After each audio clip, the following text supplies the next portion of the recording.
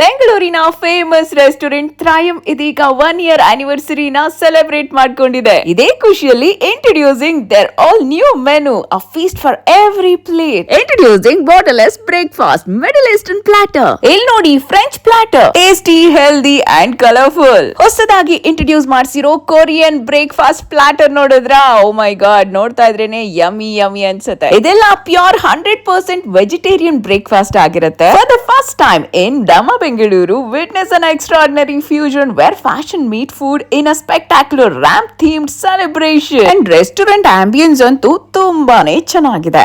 ಇವರ ಆತಿಥ್ಯಕ್ಕೆ ನೀವು ಫಿದಾ ಆಗೋದು ಗ್ಯಾರಂಟಿ.